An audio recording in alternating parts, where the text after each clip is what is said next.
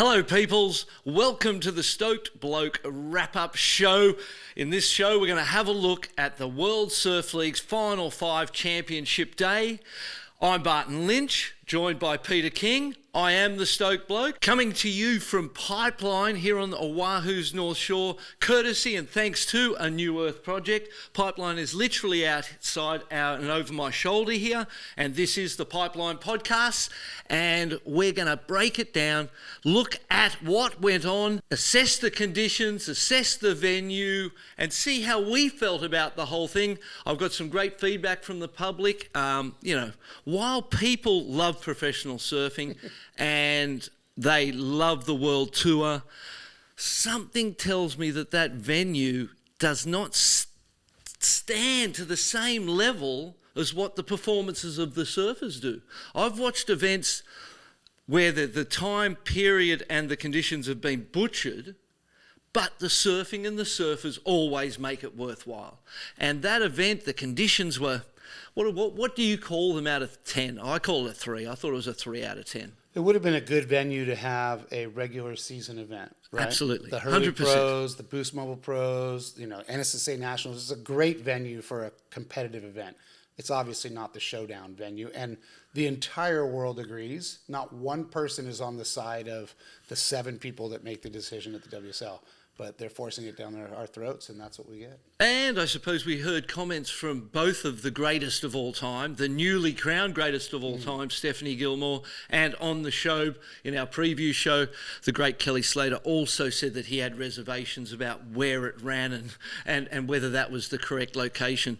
Waves of consequence tends to be the thing that people want, and the place and the environment that champions should be crowned in. But let's go to congratulating those champions first up. Felipe Toledo, Stephanie Gilmore, incredible performances. Felipe was perfect, picture perfect, master, not a single hair out of place, not anything went wrong the whole time. There were a couple of incompletes at the end of rides, but it didn't matter by that point in time. And Stephanie Gilmore from 5th place all the way through to winning the championship was the fairy tale come true. And even for her, there was something that felt weird about it. And we saw that in her post-heat or post-victory interview. I have a chance. Let's just prove this whole system wrong, Like, if you can come from the bottom, come from 5th and win a world title, that's freaking cool. But I really like Carissa is the world champ to me this year. She's had the best season ever, so. Yeah, it was interesting to hear her say Carissa was the real champ this year. Yeah, I'm happy to take this one. I'm happy that things have gone the way they have. But in my mind, Carissa is the real champ this year. Amazing words. We're in the upside down world. Like we are earlier. Indeed. Yeah. We are completely in the upside down world. And I've got there's 4 things that I want to highlight. And you guys can tell us what you think represents an indication that the world is the most upside down it has ever been. Surf-based. In our world, that proves to me that things are certainly upside down. You look outside your own world and things are way, way upside down. But here's an indication that surfing is just a microscopic version of the real world. And what goes on in the real world permeates its way down through all cultures, through all things. And the 4 examples, and I want you to let me know which you think is the craziest situation. First up, the fact that when we look at this, when we look at the ratings, the end-of-year ratings, number 1 on the women's, Stephanie Gilmore on 46,370 points. She wouldn't even have had a chance to pass Carissa with a victory if that was an end-of-the-year event. And we did mention that in our preview show. So if you imagine that you get 10,000 points for a win, and Stephanie Gilmore going into that event was on 46,370, Carissa Moore was on 57,670. So 10,000 points added to Stephanie Gilmore was impossible for Stephanie to overtake Carissa in one event. Should it be possible that she's allowed to be or is crowned the world champion when her points don't even reach the number 1's points? So now when we look at these ratings, Carissa's in 2nd place on 57,000, Joanne's in 3rd on 50, Tatiana in fourth on 48. They all have, and also Brisa on 48,085. They all have more points than the number one rated surfer in the world. So that is a little upside down. We look at the men's. The number one is there, and that's where things went to script, and we all felt great about that, seeing the yellow jersey win and the best surfer all year, maintaining his position at the top. Italo Ferreira on 40,460. He's in front of someone on 51,000 points, someone else on 44,000 points. So in the men's, it's the second place that kind of looks out of place. In the women's, it's the first place. So that's an interesting thing to see end of season ratings where the first place has less points than the other people in the top five. Number two, still on the WSL front, is who in their right mind would you walk away from Pipeline and go, no, you can have Pipeline. We don't need Pipeline. We'll go to Lowers and do it here instead. We think this is a better idea. If that is not a crazy concept, I don't know what is. Number three is, if you were going to buy a surfboard, let me tell you a little story for number three. I'm in Alaska, and we're going to surf the tidal bore. And there's people sort of lined up to watch this single wave come through each day. And I'm with a friend, Simon, and his mates join us. And his mate says, I brought my Jerry Lopez today. And I went, what? You've got a Jerry Lopez? And you're thinking a Eberly Lightning Bolt, something amazing. You know what I'm thinking. Yeah. You know what I'm thinking. We're in Alaska, and you're about to see a Jerry Lopez surfboard. And he's going to take his Lopez out and ride the tidal bore with me. And I'm thinking, this is amazing, mate. He goes, do you want to see it? And I went, yeah, I'd love to see it, mate. Go get it. And he goes, gets this board, and he comes back. And the first thing I notice is he's got a soft top under his arm. And I go, that can't be the Jerry Lopez, eh? That's not right. And he goes, here it is. And he hands me a soft top. And I holding the thing, and I'm in disbelief. I'm in this state of shock. And I look down, and there's the Jerry Lopez logo. And I go, okay, fair enough. You got to, we've all got to eat. We could debate their validity all day long. Playing around. They exist for a reason. Yeah. I'm actually happy to see Jerry getting that, but I was like, how did they contact Lopez? Does he even know? I don't know if he knows. He is the spiritual father of our culture. I don't know, but when you look at our culture and you go back through the years, there's been amazing individuals who've represented what our culture stands for and what we are and who we are and why we embrace it and love it so much. And so the guy goes, yeah, this is it. And I'm in dead set shock. And then I go to him, where'd you get it? And he goes, Costco. And he went, Costco. I went, wow. Okay, so number three, Jerry Lopez selling soft tops at Costco is to me, was an indication of some upside down stuff. It just didn't make where sense. We're at. It didn't make sense. Not to, I have the utmost respect for Jerry Lopez. He is good the king. or bad. It just shows that we're in a different time. Yes. Correct. What was the other one? Got it here. Hold on, folks. Hold on. Let's go here. Hitting the notes. Hitting the notes, mate. There was a. Oh yes, there. Number four. Number four is John Florence choosing not to surf Taupo and go on a sailing trip and surf perfect waves with his friends. And if he would have won Chopu, which I'd give him maybe an 80% chance, he would have been in the top five. And he, Which maybe he probably better than didn't 80. care about. So let's just say Chopu exists on the schedule where it's at, and then Pipeline was the next event for a world title. I bet John would have been at Chopu. I would say 100% you are right. Yeah. And so there are four signs to me that things, as the outside world is upside down and hard to comprehend, our microscopic version of that world, the surf world, is similar. We have our spiritual leader selling soft tops at Costco. We have potentially what many would consider the world's best surfer choosing not to go to Taupo and go on a sailing trip with his family and friends, which might be a really good idea, I don't know. We have the number one in the world having less points at the end of the year than number 2, 3, 4 and 5 on the women's. And then we have the WSL turning its back on Pipeline as a final venue and choosing Lowers Trestles. To me, there are four indications. I want to know which one you think is the loopiest concept for you to understand or to grasp, because they're all pretty On a par for me, maybe John's not so much because he's recognised that in his life there's a lot of things that are important to him and perhaps more important than winning surfing contests. Kelly Slater, on the other hand, maybe nothing more important than winning surfing contests. So some different things there, but some signs and some indications that even in our world, things are peculiar. You know, the ins and outs, the politics of business, of sport, all of that's a complicated thing. And in the end, it's just surfing. And we come back to the joy of surfing all the time, don't we? And the joy of watching that event, regardless of how you feel about the final five. I did enjoy the day. I've got to say, I missed those first few heats. We have training on that morning at 7 a.m. and I got up and I went to training and people like the event's on. I went, I even forgot. And then, you know, we did training, went back and jumped in and started doing some lives in Robbo's, that round with Robbo and Italo, and then watched it from there on in. I went back and had a look at those earlier heats. The Brisa Steph one, I felt like Steph was she was on. That whole day was some of the most consistent, the sharpest, most powerful, had some venom in everything she did that had been missing for some time, I think. And so that she really rose to that challenge. Then she went out and it was against Tachi, where there was some controversy, and I got asked by a lot of people, what did you think about that last wave of Tachi's? Did she get enough? Did she not? There was an earlier exchange with an 8 to an 8.3.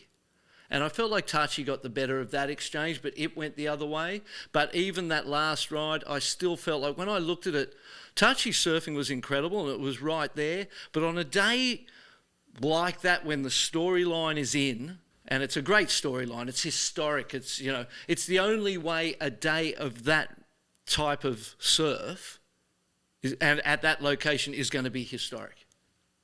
You know what I mean? Right. With those conditions, with what was going on there, history wasn't going to be made without the final result. That was the history, was the final result. The conditions weren't enough to make it exciting in any way.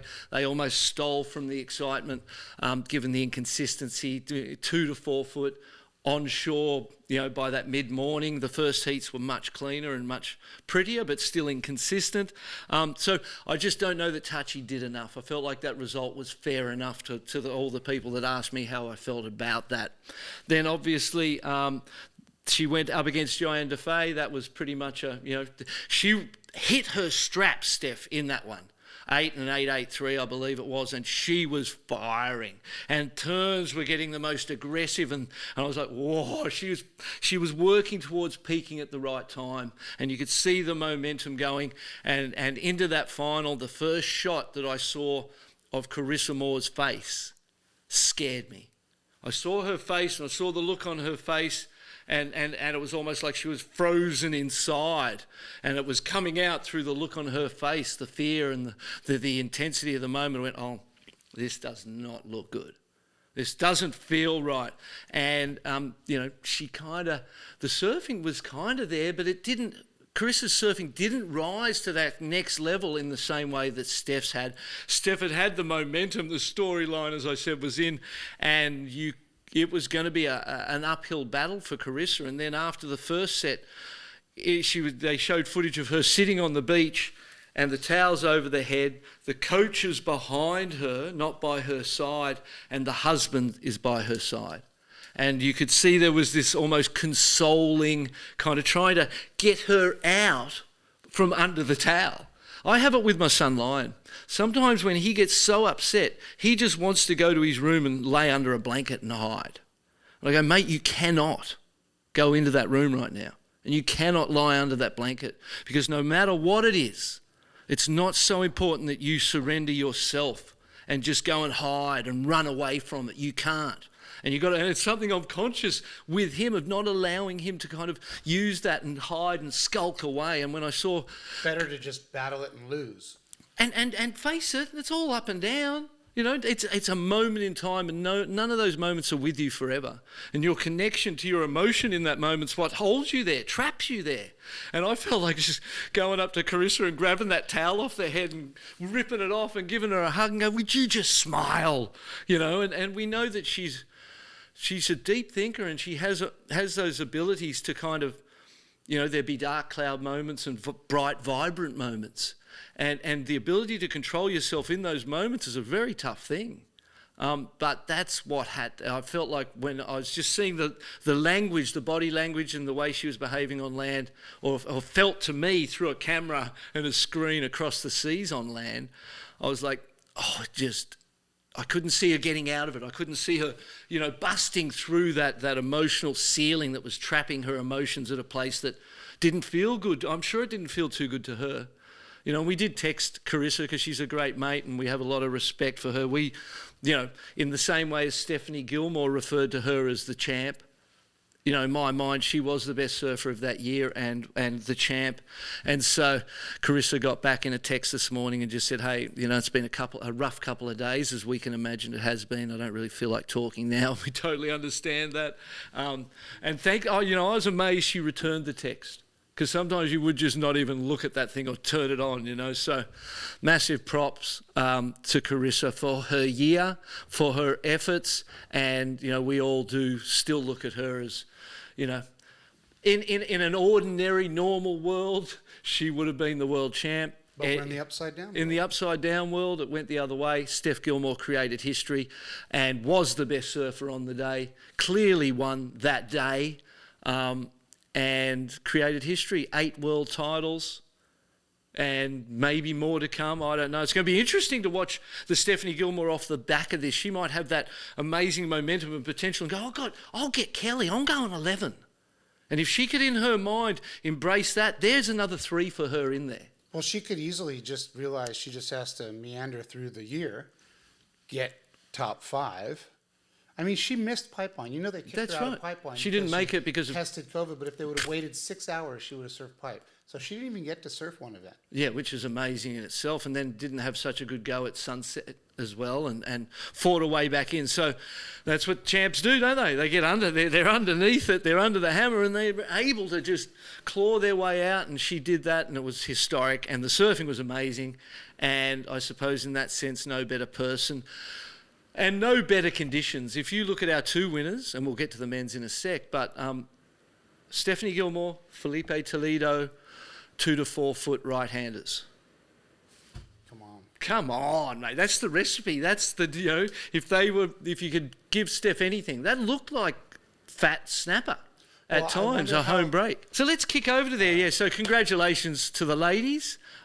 It was historic. At the same time, while it's historic, it was historic at the expense, a single day at the expense of a whole year. And so, you know how we feel about that. Italo Ferreira, what an effort from him. You know, in the same way as Stephanie Gilmore, he made it that whole day. And he did so with some in the earlier round, in that very first heat, he got a couple of 6s that were really easy to get. Right? Snaps, a couple of snaps, you know, it was like 6.5, 6. And I was like, well, they were the easiest scores he's got this year, maybe. And I think in his mind, he went, about time. Now I'm getting the scores I deserve, because he's had that in the back of his head all year about, you know, I've been getting underscored. Why is it hard for me? Why are they making it hard for me? And so when you've got that deep inside your psyche and you've been living it for a year, and each loss compounds it and makes you feel it, the moment you start getting those early, easier scores, you kind of go, yeah, about time, I'm getting paid back, you know? And I felt like that's what happened until it came to the momentum stage of the event, and it didn't really flow and the scores weren't coming. And then I think by the end of it, he would have felt exactly the same way he did most of the year, because there was some incredible surfing, and I'll go through that when we get to the finals itself. But in that first, who was he up against? Kanoa Igarashi. Kanoa looks super sharp. That was a close heat. Yeah, and Kanoa looks super sharp. And that was the one where I went, well, he got that 6 and 6.5 pretty easy. Didn't really have to work too hard to get those scores. And you know, that was some just desserts, I suppose, for other moments in the year. And he felt like that. Then he goes up against Ethan, and Ethan, in the same way as other ladies that we saw, and Jack Robbo, his best 2 rides were his last 2 rides. And he was building momentum, but the time was out. You know what I mean? He was starting to get to the rhythm and flow. The start of the heat's a 3, couple of 4s, and it's like, this isn't going too good. And then he got a couple where he surfed to his potential, and it looked so good. And you can understand what people love about the way he surfs. But for me, looking to the future and looking to guiding surfing to some place of what we all as a culture and a collective think is great surfing. And that's the responsibility of WSL and the judges, is to guide the sport in a direction that gives the young surfers of today who are the champions of tomorrow the opportunity to understand what they want to see. And I feel like we're in a time of kind of confused, a little bit confused. There was a period way back when Jadson Andre, Miguel Pupo, the Brazilian Storm come on tour. They're going to the air on closeouts, turning 2s into 10s, and there is a general ground current of revolt against how you can turn such an ordinary wave into something amazing with your gymnastics. That led to a few more years of Mick Fanning and Joel Parkinson getting world titles where the carve, you know, those same airs that were earning 9s and 10s were earning 4s and 5s. And Jadson and Miggy and that generation had to start learning how to do backhand re-entries to get scores. Well, what they were doing was so superior and advanced to a backhand re-entry. Those guys surfing was sterilised by the judges. The performance and the innovation and the future was taken out of their surfing at that point in time for an emotional response to the criticism that was coming in an unconscious way. Because energetically, a judge feels things like we all feel things. But you've got to be aware. Are you sure about that? Yeah, I think so. Well, I think so. But the difference might be that there's not the awareness of your responses to that energy. And that's where a competitor is the best judge, because they're aware of themselves and their emotion, and they can kind of quantify things in their mind and understand when they're reacting and overreacting. And so there was a period in time when the carve came back into fashion. People got world titles without doing airs. Just literally doing cutback swoops. Yeah, and we're in the 2020s, and people are winning stuff. You know, it's the 21st century, and people are winning years without doing a turn that has risk in it. But what they're doing is surfing so perfectly. They're doing it with such speed, such power, such flow. The rail surfing, it's never been done better. Speed, power, flow. They say that all the time. They get rid of airs and boosts and innovation and futuristic moves. And I want the futuristic moves. I want to see the future. I want the panel and WSL to show the kids what it is they do. Felipe Toledo understood the recipe to the point where he won a world championship day without doing an aerial. Not one. And he didn't do anything that he was going to fall on.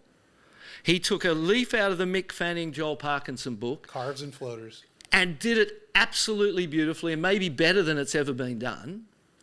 But it's not something, in a way, and I reflect on Ethan Ewing surfing as well, it wasn't something that hasn't really been done before. Last year, Gabriel did that flip and got a good score for that. Yeah, and that's what. Well, let me not get ahead of myself, because that's kind of the story of the final when we get to the final and looking at the future of the sport. But so Ethan Ewing didn't really get started. By the time he started getting the scores, the 6 to 6.5, things are heading in the right way. Italo's already gone to the air, thrown that massive backside 817, and I looked at that backside air as opposed to the 6 and 6.5 of Ethan, and I thought to myself, is that something anyone else could do? And I went, well, there's only a few. Like, on the tour, there's a handful of people who could do that. Outside of the tour, there might be others as well, but on the tour, that air of Italo's, to me, a few years ago, that could have been a 9.5. But now, on that day, that was the first indication to me that it wasn't going to be one on airs, because that was a ginormous huck that Not many people can do. And if you're judging something and you're judging what other people, like say Ethan's, most anyone can do what Ethan did. Not when I say that, that's discounting it too much. Not as maybe stylish or pure, but Fast, everybody speed, can do a powerful. cutback. Yeah, and the cup and the re-entry and the lip hit and the line that was chosen or that is being delivered is deliverable by most guys on the tour at their best, right? Then you look at what Italo did and I went, well, not many people can do that. That's a rare thing and it should be encouraged. The 817 was encouraging and it was a good score and one of the highest scores of the day. But in my mind, the risk and what that manoeuvre was is the future of surfing. That's what I want to see. Right. I want to see people just flying into the air and tweaking stuff and corking stuff and doing things that are completely different to our sport. The judging as it stands now feels a little kind of in between and it's kind of confused. It's not sure whether it sticks to the traditional rail game and it gives that its merit or does it go to the air, and somewhere we're in a moment, a difficult moment in time where those two styles of surfing are being matched against each other without real clear understanding of what it is the sport wants to be in the future. And so and I've always used that analogy of a dance or a full floor routine where you watch the gymnast on the floor and he's flipping over here and then flipping back here and rolling over there and you're like, whoa, what was that? And it's done to music, it's choreographed and it's beautiful. And you go, wow, that was amazing, what a performance. That to me is the complete ride, the dance of surfing a wave. Is that whole thing it boils into. What Italo did with that one backhand air is kind of like the vault, where they just run up and do one thing and you're judged on the one thing. And somewhere in between those two extremes is the judging criteria that projects surfing into the future while maintaining its integrity at the core. But it's a complicated thing, and I feel like right now it's almost the integrity of the core is being respected a little more than what the futuristic value is of some of the manoeuvres. And that's kind of, Felipe understood that, stayed on the rail, did what he can do every day of his life to perfection. At 80%, as we talked about in the preview show, we said he could win at 80% and didn't need to be at 100%. And he was at 100% of an 80% level of surfing. I like that. And he killed it, and he deserved it. It was completely deserving. Jack Robbo, again, just to go back, I know I'm jumping all over the place, but Jack Robbo didn't really get started either. We saw signs of what was possible in a couple of ways, but by that stage, Italo's momentum was going, and that set up the final with Italo and Felipe. These are Felipe Toledo's scores, every score. In set one, a 7.5, a 6.5, a 6.9, a 7.63, and a 6.4. He did have a 0.87 at the end, but that was nothing. So every single ride was, didn't get to excellent, high and good, and what I would call, if you compare surfing to gears, like high-end 3, low 4 kind of gear, and just delivered perfectly. Italo, on the other hand, had the 0.83, then a 6, a 1.83, a 0.80, a 4.83. And so it's like, it's wobbly and it's all over the place. But what we're witnessing, or what that indicates, is that Felipe's having a go. I mean, Italo is having a go. Italo's trying things and trying to kind of manufacture opportunity out of a more erratic approach to the final. In the final, Italo kind of realized there's nothing he could do to match what the judges want. Yeah, and in terms not even of Felipe. He's competing against the criteria that's nullified his craziness. His assets. And the last wave even proves it. But yeah, we'll let you get that. And that's how I felt. Set two. Then he got the 8, and then the 6.97, and there was controversy. He needed a 7.13 at that point in time when he got that 6.97. Well, so the it judges, came in that's just a thumbs under. up, thumbs down decision when it's the last wave, right? Pretty much. Then they do the Barton theory of just looking at the overall heat and did he win or not. I don't think they choose a number based on the number of what they see. At that point, I feel like they get to do a thumbs up, thumbs down. You're letting the judges off the hook. Yeah, and that's true. And that's why I wanted to talk to how I come to a score. Did you think Felipe won that first heat? You know what? I might have, as an Aussie in our with our love of the underdog, And I'll be watching a football match, and the winners will be the team I'm going for. But when they're winning, all of a sudden, somehow I end up going for the losers because I just want a good match. You know what I mean? I'm not really invested in who wins. I want a good match.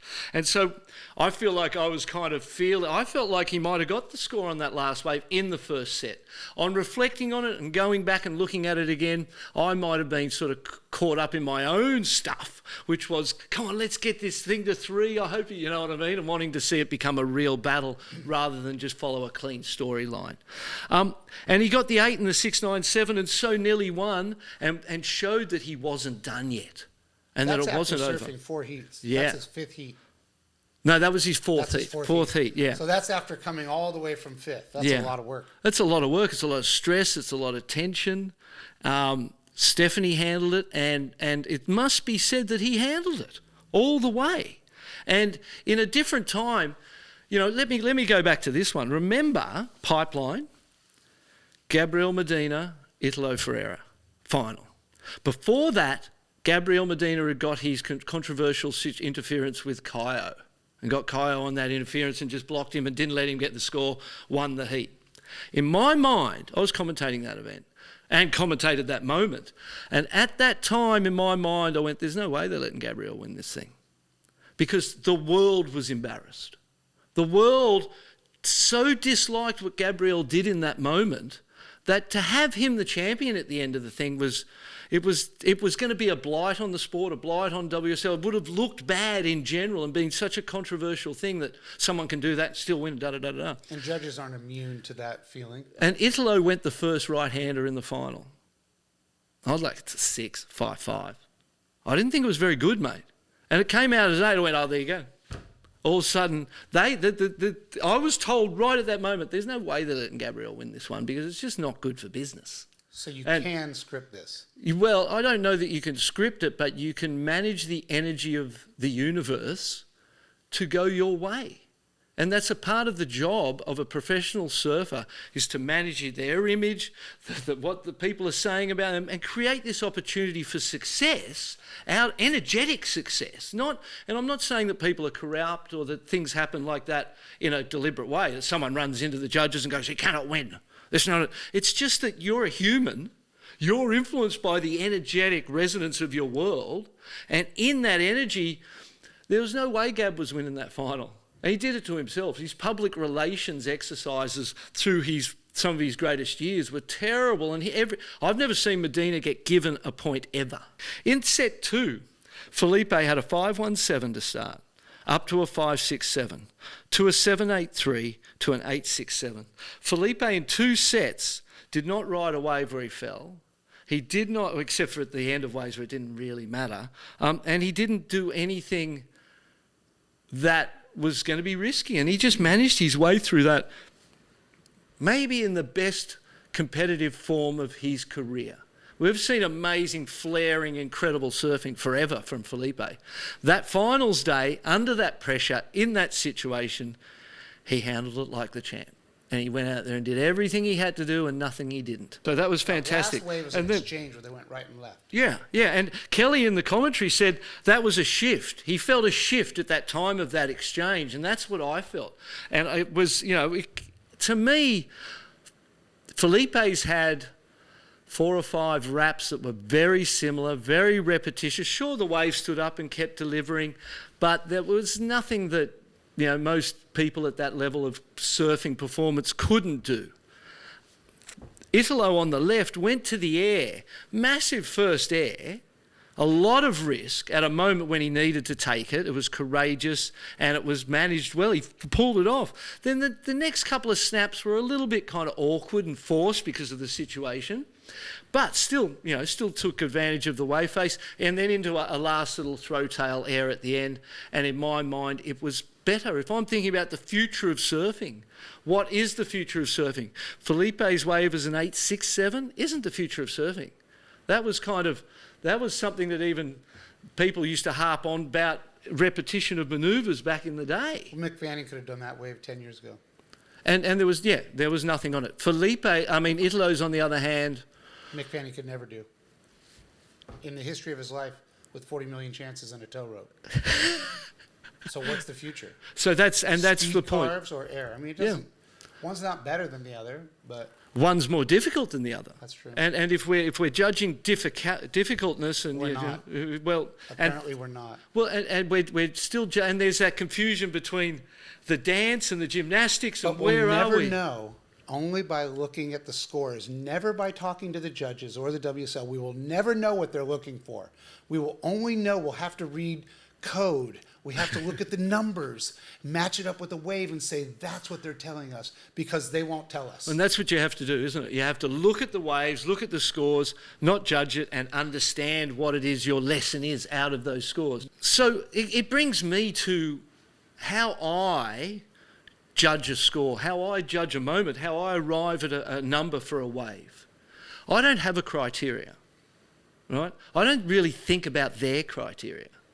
I know what is good surfing, right? I've seen enough good surfing in my life to know good surfing.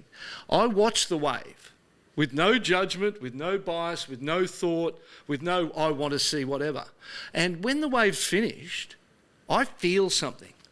And I'm made to feel something like I am when people perform, whether they're actors, musicians, gymnasts, other sports people. You feel something from the performance. It vibrates inside you, and then a number pops into my head. And I go, 7.5. And that's how I do it. And I go, I think it's around a 7.5. Then I'll see a replay and I'll start to think about it and analyse it, break it down, change it. Different angles affect what you've seen, and you may change. But generally speaking, I wonder whether great surfing needs a criteria. It needs a criteria if it is not being passed on by the people who created it. And I look at it and go, well, in the modern day of surfing, I do not believe that I'm good enough to be a judge. I don't understand the technicality and the difficultness involved in those airs and what the modern day surfer does enough to feel confident as a judge. If they said to me, we want you to judge, I'm like, mate, you better get someone who knows that stuff. Every single surfer on tour would want you as a judge. And I would say to every single one of them, I'm not good enough, mate. I've never done... And you'd say, it doesn't pay enough. And I'd say to them that unless you can do it, you're not really in a position to judge it. And I don't feel that I'm in a position to judge it. I can commentate, I can add colour, I can interpret and understand, but if it came to me having to break down minute parts of difficulty in someone's airs, maybe I would tend to judge the wave more and go, okay, let's judge the wave, because that's what I see happening. It'd be interesting to have some young, really great surfers that, in the judging booth. I think that the founding fathers, if Robert Bartholomew, Mark Richards, whoever told me my score, I'm not arguing. Right. Because I'm being told by my heroes. If Shane Dorian, Kelly Slater and CJ Hobgood told these guys their scores, I'm not arguing. You know what I mean? I think if the transparency has to happen, has to be that add in a couple legitimate world title guys in that situation, yeah. The founding fathers need to pass on the traditions of what is good surfing. Yeah. It's not something that can be deliberated in a boardroom. It's something, and you define a concept or a criteria that defines good surfing. Good surfing is undefinable. It's emotional. You feel it. It resonates in your body, and you don't really need the criteria if you've got people there who can define the future for us and take it to a place that surfers want to see it go. And for me, I want the airs, mate. I have a lot of respect for the stuff that people do that others can't. And when they do something that others can't, it needs to be differentiated properly from a good wave. Because the good wave's the good wave. All you got to do is catch it. And most of us know, and I coach, that that is the most important thing, getting the best waves. Because the best waves will give you a score. Every wave that comes in has a score already. And it is a score already. And you can surf it up a little, surf it down a little, but generally it's going to be what it is.